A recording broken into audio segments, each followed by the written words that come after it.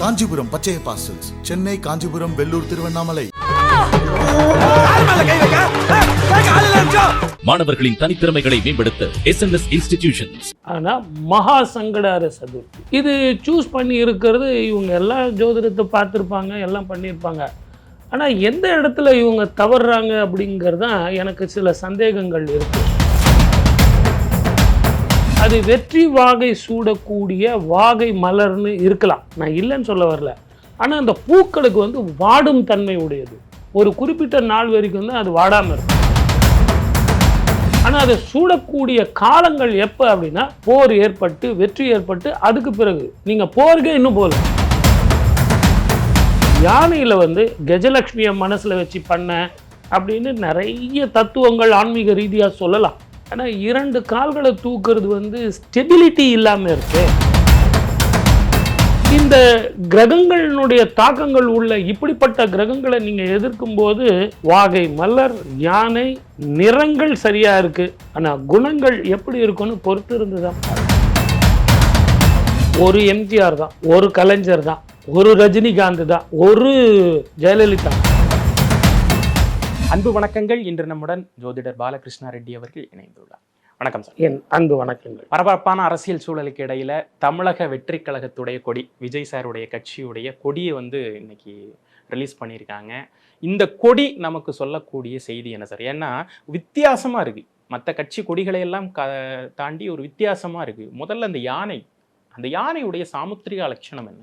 பொதுவாகவே தமிழகத்தை பொறுத்த வரைக்கும் நீங்கள் ஒரு 50 வருஷமாக பார்த்தீங்கன்னா கருப்பு சிவப்பு, கருப்பு மஞ்சள் சிகப்பு, கருப்பு ப்ளூ சிகப்பு, இந்த காம்பினேஷனுக்குள்ளே தான் இருந்தது. ஆனால் இது ஒரு டிஃப்ரெண்ட் காம்பினேஷன், நிறம் வந்து மாறுது. ஜோதிட ரீதியான கருத்துக்கள் என்ன அப்படின்னு கேட்டிங்கன்னா, மஞ்சள் வந்து குருவை குறிக்கக்கூடிய நிறம், சிகப்பு என்பது செவ்வாயினுடைய ஆதிக்கம் பெற்ற நிறம். இவருடைய ஜாதகத்தில் அந்த குருவும் செவ்வாயும் ரொம்ப பெரிய ஆதிக்கத்தை கொடுக்குது. அப்படிங்கிறதுனால தான் அந்த நிறத்தை அவர் சூஸ் பண்ணியிருக்கார். அதே மாதிரி எல்லா கட்சி கொடிகளையும் விட இந்த 2 நிறங்கள் வந்து தனிச்சு காட்டும், தனியாக இருக்கும். இது ஒரே குரூப்பாக இருக்காத ஒரு கட்சியாக இருக்குது அப்படிங்கிறதுக்காக அவர் சூஸ் பண்ணியிருக்கலாம். ஆனால் ஜோதிட ரீதியாக பார்க்கும்போது குருமங்கள யோகத்தை தருவது. இன்றைக்கி பார்த்தீங்கன்னா குருவினுடைய ஆதிக்கம் பெற்ற நாள் வியாழக்கிழமை, சங்கடஹர சதுர்த்தி அப்படின்னு சொல்லுவாங்க. ஆனால் மகா சங்கடஹர சதுர்த்தி அப்படிப்பட்ட நாள் இந்த நாள். இது சூஸ் பண்ணி இருக்கிறது. இவங்க எல்லாம் ஜோதிடத்தை பார்த்துருப்பாங்க, எல்லாம் பண்ணியிருப்பாங்க. ஆனால் எந்த இடத்துல இவங்க தவறுறாங்க அப்படிங்கிறது தான் எனக்கு சில சந்தேகங்கள் இருக்குது.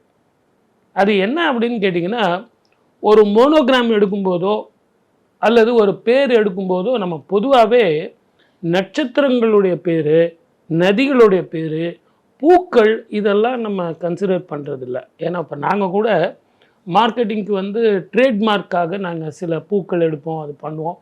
அது வெற்றி வாகை சூடக்கூடிய வாகை மலர்னு இருக்கலாம், நான் இல்லைன்னு சொல்ல வரல. ஆனால் அந்த பூக்களுக்கு வந்து வாடும் தன்மை உடையது. ஒரு குறிப்பிட்ட நாள் வரைக்கும் தான் அது வாடாமல் இருக்கும். அதே மாதிரி வெற்றிக்கு பிறகு தான் வாகை சூடக்கூடியது வாகை மலர். வாகைனா வெற்றி, வெற்றி கழகம் இவருது. இதற்கு தகுந்த மாதிரி இவர் வச்சிருக்கார். ஆனால் அதை சூடக்கூடிய காலங்கள் எப்போ அப்படின்னா, போர் ஏற்பட்டு வெற்றி ஏற்பட்டு அதுக்கு பிறகு. நீங்கள் போருக்கே இன்னும் போகல, அப்போ கடும் போராட்டத்தை சந்திக்க வேண்டிய வரும் அப்படின்றீங்க. ஆயத்தம் பண்ணிக்கிட்டு இருக்கீங்க. அவங்களுடைய கிளிப்பிங்கில் கூட பார்த்தீங்கன்னா இன்னும் அந்த யானைலாம் சண்டை போட்டுக்கிட்டு தான் இருக்குது. அது நிசப்தமான ஒரு நடையில், நிசப்தமான ஒரு ஊர்வலமாவோ, நிசப்தமான ஒரு இதுவோ இல்லை, போராட்டமான ஒரு வாழ்க்கையை காட்டுறாங்க. எனக்கு அந்த கொடியில் கூட பார்த்தீங்கன்னா அந்த 2 யானைகள் அந்த 2 காலை தூக்கி இருக்கிறது மிகப்பெரிய திருப்பத்தை கொடுக்கக்கூடிய ஒரு யானைங்கிறதே. சுப விஷயங்களை தரக்கூடியது மொத்தம் 7 பொருட்கள். மனைவியினுடைய குங்குமம், யானையினுடைய மந்தகம், சங்கு அப்படின்னு நிறைய சொல்லிட்டு போகலாம். அதில் ஒன்று யானைன்னு இப்போ நான் சொன்னேன். ஆனால் அந்த யானை வந்து ஸ்திரமாக இல்லாமல் 2 கால்களை தூக்கிக்கிட்டு இருக்கே, இதெல்லாம் கணக்கு பண்ணணும். வெற்றிக்கு பிறகு பிளிரக்கூடிய யானையை தான் வச்சுருக்கோம் அப்படின்றாங்க. ஒன்று நீங்கள் போருக்கே போகிறீங்களே, இன்னும் நீங்கள் போருக்கு போகணும்ல. 2026 தான் நீங்கள் முதல்ல களம் வந்து சந்திக்க போகிறீங்க. களத்தில் வந்து உங்களை எதிர்த்து நிற்க போகிறது ஜோதிட ரீதியாக நான் சொல்கிறேன். சூரியனின் ஆதிக்கம் பெற்ற ஆத்மகாரகனுடைய பலம் பெற்ற திராவிட முன்னேற்ற கழகம். நீங்கள் அவங்க கடவுள் நம்பிக்கை இருக்குது, ஜோதிட நம்பிக்கை இருக்குது, அதெல்லாம் விட்டுருங்க. அந்த பூங்காவில் அவங்க டிசைட் பண்ணும்போது இதுதான் எங்களுடைய கட்சியினுடைய சின்னம் அப்படின்னும் போது தெரியாமல் ஒன்றும் செஞ்சுருக்க மாட்டாங்க. ஆத்மகாரகன் சூரியனது அந்த கிரகத்தினுடைய தாக்கத்தை எடுத்துகிட்டு வந்து வைக்கிறாங்க. அதுவும் உயர்ந்துக்கிட்டே இருக்கக்கூடிய உதய சூரியன். அப்போது இதற்கு எதிர்த்து போராடக்கூடியது சந்திரனுடைய பலம் பெற்று எம்ஜிஆருடைய முழு பலம் பெற்று 2 இலைகளை கொண்ட அண்ணா திராவிட முன்னேற்ற கழகம் அப்படின்னு உருவாச்சு. ஒன்று நல்லா புரிஞ்சுங்க சார், எந்த ட்ரேட்மார்க் எந்த மோனோகிராம் நீங்கள் உருவாக்கினீங்கனாலும் அதுக்கு ஒரு லைஃப் டைம் இருக்குது. அது எந்த கட்சியாக இருக்கட்டும், எந்த வியாபார ஸ்தலமாக இருக்கட்டும், அதுக்குன்னு ஒரு லைஃப் டைம். அந்த லைஃப் டைம் வரைக்கும் தான் அது வேலை செய்யும், அதுக்கு பிறகு அது வேலை செய்யாது. இதுக்கு முன்னாடி காங்கிரஸுக்கு என்ன ட்ரேட்மார்க் இருந்தது தெரியுங்களா? 2 மாடு நடுவில் வந்து உழவு வைக்கக்கூடிய அந்த ட்ரேட்மார்க் தான் இருந்து. இரட்டை மாட்டு சின்னம்னே அந்த பீரியடில் 67, 64லலாம் போட்டுக்கிட்டு இருந்தாங்க. அது போன பிறகு தான் கை வந்தது. அது கூட சங்கராச்சாரியார் வந்து கேட்க போகும்போது சங்கராச்சாரியார் வாழ்த்துக்கிறார் அப்படின்னா அவருடைய கையை போட்ட மாதிரி சொல்லுவாங்க. ஆனால் இங்கே நம்ம இந்த கழகத்தினுடைய விஜயனுடைய கட்சியில் பார்க்கும்போது நிறங்கள் குணத்தை தரக்கூடியது, அதனுடைய படங்கள் வந்து மக்களது எழுச்சியை தூண்டக்கூடியது. போருக்கு பிறகு வரக்கூடிய அந்த மலர்களை வைக்கிறதுனால மலர்களுக்கு வாட்டம் உண்டு. அதே மாதிரி அந்த யானைகளுக்கு வந்து ஸ்திரமான யானைகள் இல்லை. நீங்கள் மவுண்ட் ரோட்டில் பார்த்தீங்கன்னா மன்ரோ சிலை இருக்கும். அதெல்லாம் ஒரு போர் வீரர். அவர் அதை பார்க்கும்போது அந்த சிற்பி எதற்காக ஒரு காலை அப்படி தூக்கி 3 கால் ஊன்றி இருக்கும். அது எதற்காகனா அந்த சிற்பிக்கு தான் தெரியும். போருக்கு போயிட்டு வந்த குதிரையா, போருக்கு போகிற குதிரையா, போரில் வெற்றி பெற்று வர்ற குதிரையா, போரில் தோத்துட்டு போகிற குதிரையா, மேலே இருக்கிற வீரனுக்கு அடிபட்டு இருக்கா, அடிபடாமல் வெற்றி கொடியோடு வெளியே போகிறானா அப்படிங்கிறது தெரிவிக்கிறது தான் ஒவ்வொரு குதிரையினுடைய லட்சணம் சிற்பசாஸ்திரத்தில். அப்போது நீங்கள் இன்றைக்கி கூட அந்த குதிரை போய் பாருங்கள், ஒரே ஒரு கால் மாதிரி அப்படி தூக்கியிருக்கும். அந்த போருக்கு போயிட்டு அது ரொம்ப வெற்றியோடு அந்த குதிரை வந்துக்கிட்டு இருக்கு அப்படிங்கிற ஒரு சிம்பாலிக்காக காட்டுறது தான் அந்த சிற்பம். அதே மாதிரி தான் இந்த யானையில் வந்து கஜலக்ஷ்மியை மனசில் வச்சு பண்ண அப்படின்னு நிறைய தத்துவங்கள் ஆன்மீக ரீதியாக சொல்லலாம். ஆனால் 2 கால்களை தூக்குறது வந்து ஸ்டெபிலிட்டி இல்லாமல் இருக்கே, நிரந்தர தன்மை இல்லாமல் இருக்கே. நீங்கள் காட்டுற அந்த கிளிப்பிங்கில் கூட போரோட நிலையை தானே அந்த யானையை காட்டுறீங்க. அப்போது உங்களுக்கே ஒரு வைப்ரேட்டிங்காக இருக்கும்னு தெரியுது இல்லைங்களா? யாரை நீங்கள் எதிர்க்க போகிறீங்க? ஆத்மகாரகன் சூரியனையும் மனோகாரகன் சந்திரனையும் நீங்கள் எதிர்க்க போகிறீங்க. அதுக்கப்புறம் ஒரு தாமரை ஒன்று இருக்குன்னு வச்சுங்க. தாமரை வந்து நீங்கள் சாதாரணமாக நினைக்க முடியாது. ஸோ இந்த கிரகங்களினுடைய தாக்கங்கள் உள்ள இப்படிப்பட்ட கிரகங்களை நீங்கள் எதிர்க்கும்போது வாகை மலர், யானை, நிறங்கள் சரியாக இருக்குது. ஆனால் குணங்கள் எப்படி இருக்குன்னு பொறுத்து இருந்து தான் பார்க்கணும். இந்த விலங்குகளை வந்து நம்ம வந்து கொடியில் வைக்கிறப்போவோ இல்லை வீட்டில் வைக்கிறப்போவோ சொல்லுவாங்க, இந்த குதிரை, யானை, ஒரு சில குணநலன்கள், ராசி பலன்கள்லாம் சொல்லுவாங்க. இப்போ இந்த யானைக்கு பதிலாக குதிரை இருந்திருக்கலாமா, இல்லை இந்த யானையை தான் அதிர்ஷ்டமா?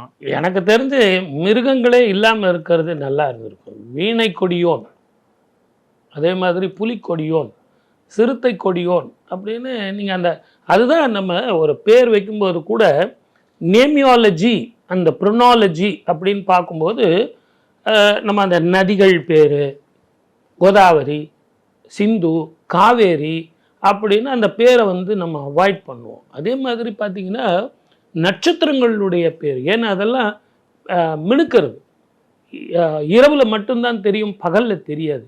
அதே மாதிரி தான் யானை கூட குணங்கள்னு ஒன்று இருக்குது. யானைக்கு நல்ல குணங்களும் இருக்குது, யானைக்கிட்ட கெட்ட குணங்களும் இருக்குது. ஆனால் இதெல்லாம் சிம்பாலிக்காக வந்து இறைவன்கிட்ட இருக்கிற மகாலட்சுமி கிட்ட இருக்கிற கஜலக்ஷ்மியாக இருக்குன்னு தெரிஞ்சு இருந்ததுன்னா இவங்க அந்த 2 காலை முன்னாடி தூக்கி இருக்கக்கூடாது. நீங்கள் கஜலட்சுமிக்கு முன்னாடி இருக்கிறதுல வந்து முன்னாடி தாமரை இருக்கும், அந்த தாமரையை வந்து கஜலட்சுமிக்கு கொடுக்குற மாதிரி இருக்கும், அந்த தும்பிக்கையில் வந்து சுவாமிக்கு வந்து சமர்ப்பிக்கிற மாதிரி இருக்கும். ஆனால் இது எல்லாமே ஒரு வைப்ரண்ட்டாகவே இருக்கே. ஏற்கனவே நீங்கள் சந்திக்க போகிற தேர்தல் வந்து முதல் தேர்தல். அந்த முதல் தேர்தலில் நீங்கள் சந்திக்க போகிறவங்கள வந்து மிகப்பெரிய ஜெயண்ட்டு. அந்த ஜெயண்டோட போய் நீங்கள் நிற்கும்போது இப்படிப்பட்ட மிருகங்கள், இப்படிப்பட்ட நிறங்கள், இப்படிப்பட்ட குணங்கள்லாம் மக்களுக்கு எப்படிப்பட்ட எழுச்சியை கொடுக்கும் யோசிக்கணும் இல்லைங்களா? அப்போ அந்த காலை வந்து தூக்காம நம்ம பிஎஸ்பி பார்த்துருக்கோம், மாயாவதி அவங்களோட கட்சி கொடியை பார்த்துருக்கோம், அதில் வந்து யானை நின்றுக்கிட்டு இருக்கும். அந்த மாதிரி இருந்திருக்கலாம் அப்படிங்கிறீங்களா? ஒரு ஸ்திரமான ஒரு தரையில் நிற்கிற மாதிரியும் தும்பிக்கை தூக்குற மாதிரியும் இருந்திருந்தா ஓரளவுக்கு நல்லா இருக்கும் அப்படிங்கிறது ஜோதிட ரீதியான என்னுடைய கருத்து. ஏன்னா அந்த ஓம்காரத்தினுடைய வடிவம் விநாயகர், விநாயகரனுடைய மறு உருவம் யானை, யானையினுடைய தும்பிக்கை தான் ஓம்காரத்தினுடைய வடிவம். அந்த ஓம்ங்கிறது நீங்கள் எழுதுனீங்கனாலே அந்த விநாயகரனுடைய முகம் தெரியும். பிரணவ ரூபமானது தான் யானை. நீங்கள் எல்லாம் கரெக்டாக கொண்டு வந்தீங்க, ஆனால் ஸ்திரம் இல்லாத ஒரு வச்சிருக்கீங்களேங்கிறது தான் என்னுடைய கேள்வி. இதை எல்லாத்த விட முக்கியமான கேள்வி, நாள் செய்வார் நல்லார் செய்வார். எந்த காரியத்தை செய்யும் போதும் சுப நாளில் செய்யணும் இல்லைங்களா? இப்போ கூட நீங்கள் பார்த்தீங்கன்னா டிஎம்கேல வந்து சார் நாங்கள் நாள் பார்க்கறது இல்லை சார், நட்சத்திரம் பார்க்கறது இல்லை சார்னு சொல்லுவாங்க. ஆனால் பதவி ஏற்பு விழாலாம் பார்த்தீங்கன்னா ராகுகாலம் தாண்டி தான் பண்ணுவாங்க. இயல்பாக தற்செயலாக நடந்துருச்சு. அதனால அப்படி ஒரு சென்டிமெண்ட்டாக அவங்க வந்து தன்னுடைய அந்த ப்ரோக்ராமை வந்து மாற்றி அமைக்கக்கூடிய மனோபாவம் கொண்டவர்கள் தான். அது நாள் செய்வார் நல்லார் செய்வார். அப்போ இந்த நாள் வியாழக்கிழமையாக இருக்கு, மகா சங்கடஹர சதுர்த்தியாக இருக்கு, எல்லாம் நீங்கள் சொல்றதெல்லாம் ஒத்துக்கிறேன். இந்த குளிகை காலத்தில் போய் நீங்கள் அதை ஆரம்பிக்கணுமா? கொடி ஏத்துனது குளிகையில் வந்து ஒரு செயலை செய்கிறதுனால என்ன மாதிரியான விளைவுகள் ஏற்படும்? அதிகமான திருப்பி அதுவே ரிப்பீட் பண்ணிட்டு இருப்பீங்க. அது சுபகாரியம் செஞ்சால் சுபமாக இருக்கும், அசுபமாக செஞ்சால் அசுபமாக இருக்கும். இது சுபகாரியம் தான் செஞ்சீங்க, சுபமாக நீங்கள் நிறைய கொடிகள்லாம் ஏற்ற போகிறீங்கன்னு நீங்கள் சொல்ல போகிறீங்க. உண்மைதான், நிறைய பிரான்ச்சஸ் அதெல்லாம் நல்லது தான். கொடி மாற்ற ஏற்றி என்ன பிரயோஜனம்? கொள்கைகள் மக்களுக்கு போய் ரீச் ஆகணும் இல்லைங்களா? நீங்கள் வந்து இந்த முதல் நாள் நீங்கள் பேசும்போதே உங்களுடைய கொடி ஏற்றின ஒன்று கொள்கையை பற்றி பேசியிருக்கணும் இல்லைங்களா? அது இன்னொரு நாள் நம்ம பேசுவோம். அப்போ வந்து கொடியை பற்றியும் பேசுகிறோம், கொள்கையை பற்றியும் இன்னொரு நாள் நல்ல நாளில். அங்கே தான் எனக்கு ஜோதிட ரீதியான சந்தேகமே வருது சார். நீங்கள் சும்மா இருக்க மாட்டீங்களா? ஏதாவது ஒரு கேள்வி கேட்டு இப்படி தான் என்னை வம்பில் மாட்டி விட்றீங்க. அதாவது கொடியேற்றின அன்னைக்கு கொள்கை இன்னொரு நாளைக்கு நான் பேசுகிறேன்னு சொன்னீங்கன்னா உங்களது ஸ்டேபிள் மைண்ட் வந்து உங்களுக்கு ஸ்டேபிளாக இல்லைன்னு காட்டுது இல்லைங்களா? ஏன்னா சந்திராஷ்டமம், பூச நட்சத்திரத்துக்கு சந்திராஷ்டம தினம் இன்னைக்கு. சந்திராஷ்டம தினத்தில் நல்ல காரியங்கள், புது காரியங்கள், புதிய விஷயங்கள் தொடங்கலாமா? அது உங்களுடைய முடிவுக்கு நான் விட்டுறேன். இப்போ விஜய் சாருடைய தசாபுத்தி, அவர் வந்து கடகராசி பூச நட்சத்திரம் கரெக்டுன்னு நினைக்கிறேன். அப்போ அந்த கடகராசி பூச நட்சத்திரத்தை இன்னைக்கு சந்திராஷ்டமம் நிகழும் போது இந்த நிகழ்வை தவிர்த்திருக்கலாமே. ஏன்னு கேட்டீங்கன்னா பாருங்க, உங்களுக்கே ஒரு கன்ஃபியூஷன் இருக்கு பாருங்க. கொடி ஏத்துனீங்க, கொள்கையை சொல்லலையே, அதுதான் சந்திராஷ்டம். கொடி ஏத்துனீங்க, கொடியினுடைய இயல்புகளை சொல்லவே இல்லைங்களே. நீங்க என்ன சொல்ல வரீங்க?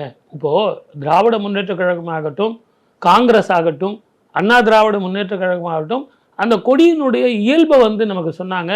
அண்ணா திராவிட முன்னேற்ற கழகத்தில் வந்து அந்த அண்ணாவை ஏன் நாங்கள் அதில் பதிச்சோம், திராவிட கழகத்துக்கும் திராவிட முன்னேற்ற கழகத்துக்கும் உள்ள டிஃப்ரெண்ட் என்ன அப்படிங்கிறது அவங்க கொடியில்.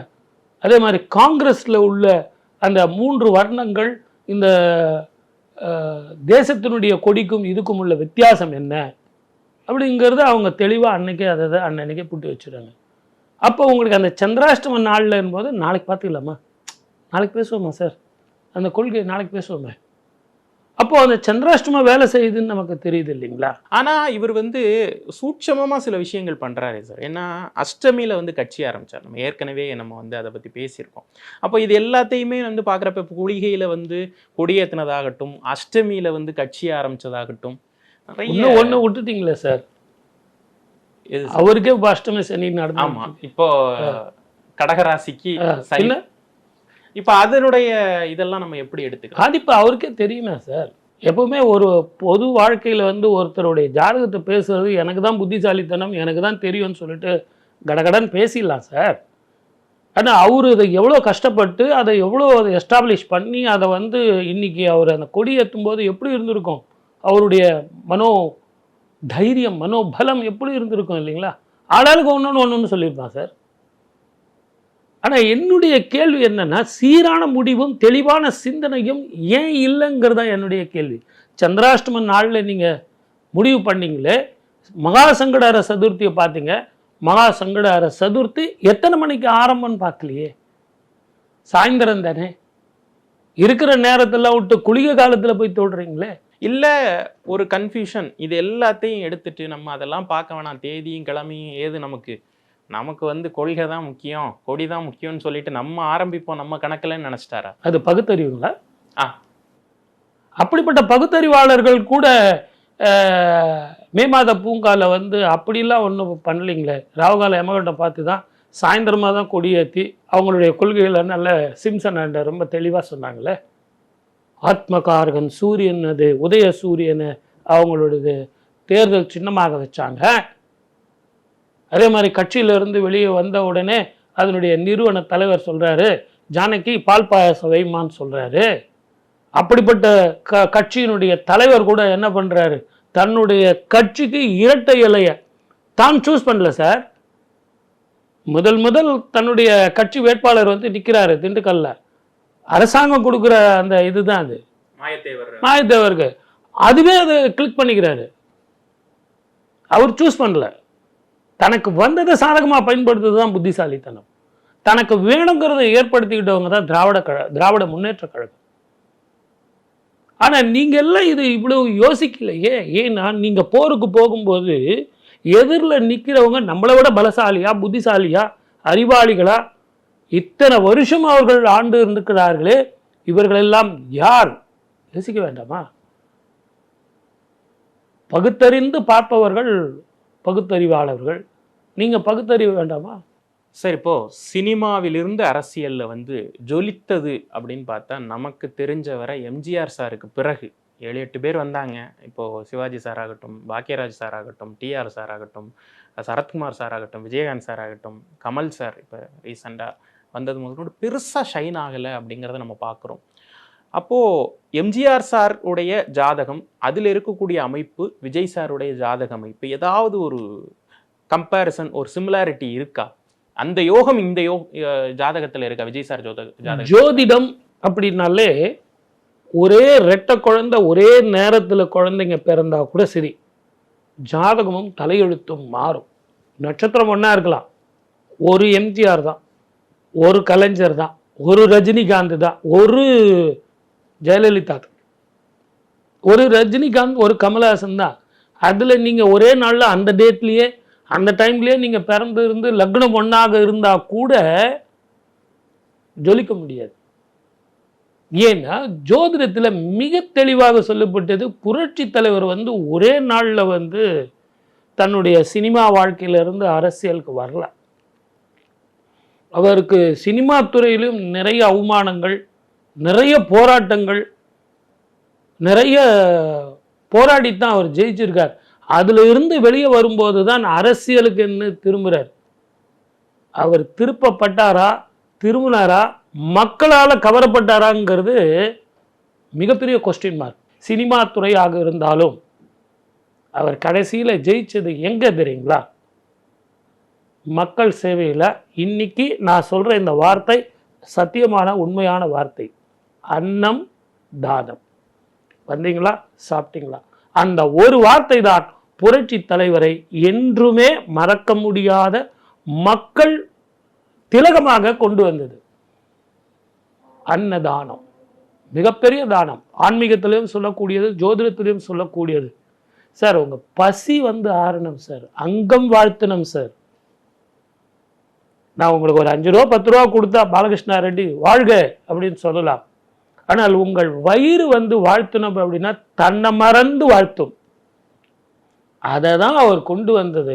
அப்படிப்பட்ட ஒரு வாழ்க்கையை வாழ்ந்ததுனால தான் மறைந்தும் இன்றும் இருந்து கொண்டிருக்கிறார். அதனால நீங்க புரட்சி தலைவருடைய ஜாதகத்தையும் இவருடைய ஜாதகத்தையும் கம்பேர் பண்றதுங்கிறது தப்பா நினைச்சுக்காதீங்க. அது நினைச்சே பார்க்க முடியாது. அது வேறு, இது வேறு. ஆனா செயல்கள்ல வந்து இவரும் அன்னதானம் எல்லாம் செய்யலாம்ன்றீங்க. ஏன்னா நம்ம பார்த்தோம் கேப்டன் விஜயகாந்த் சார் வந்து அதை கையில் எடுத்தார் எம்ஜிஆருக்கு பிறகு. நீங்க சொன்னது உண்மைதான். அடுத்தது வந்து விஜயகாந்த் வந்து வீட்டுக்கு போனவங்க எல்லாருமே சாப்பிட்டீங்களா, சாப்பிட்டுட்டு வாங்க, நீங்கள் எதுவாக இருந்தாலும் சாப்பிட்டுட்டு போங்க அப்படின்னு சொன்னவர்லாம் இருக்கார். ஏன் அவருடைய வீட்டில் நானே சாப்பிட்ருக்கேன். அதெல்லாம் உண்மைதான், நான் மறுக்க முடியாத உண்மை. அன்பானவர், பாசமானவர்.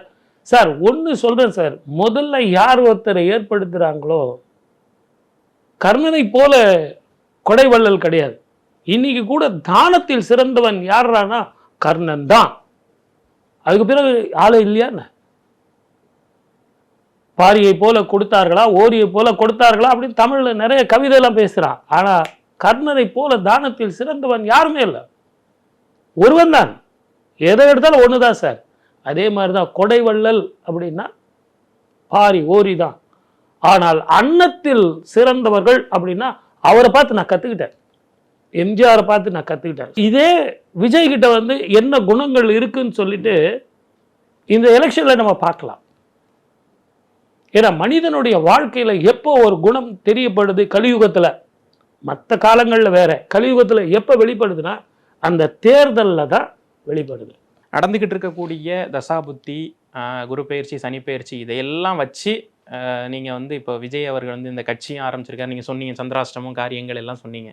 அவர் வந்து மனசில் கொள்ள வேண்டிய சில விஷயங்கள் என்ன? ஒன்னே ஒண்ணுதான் சார், நாள் செய்வார் நல்லார் செய்வார், அவசரமே தேவையில்லை. ஏன் இன்னைக்கு செய்யறது நீங்க நாளைக்கு செஞ்சிருக்கலாமே. இன்னைக்கு குருவாரம், அந்த மஞ்சளுடைய நிறத்தையும் சிகப்பு நிறத்தையும் குருமங்கள யோகத்தையும் மகா சங்கட அர சதுர்த்தியும் மனசுல வச்சு செஞ்ச நீங்க நாளைக்கு வெள்ளிக்கிழமை சுக்கிரவாரம் பாகை மலர் அப்படின்னு நீங்க வச்சிருக்கலாமே. ஆகவே நிதானமாக பொறுமையாக இன்னும் சற்று சிந்தித்து தெளிவாக செயல்படுத்தினால், ஜோதிட ரீதியாக நான் மீண்டும் உங்களுக்கு ஞாபகப்படுத்துகிறேன், நீங்கள் எதிரில் பார்க்க போகிறது ஒன்று சூரியன், இன்னொன்று சந்திரன். ஆத்மகாரகன்,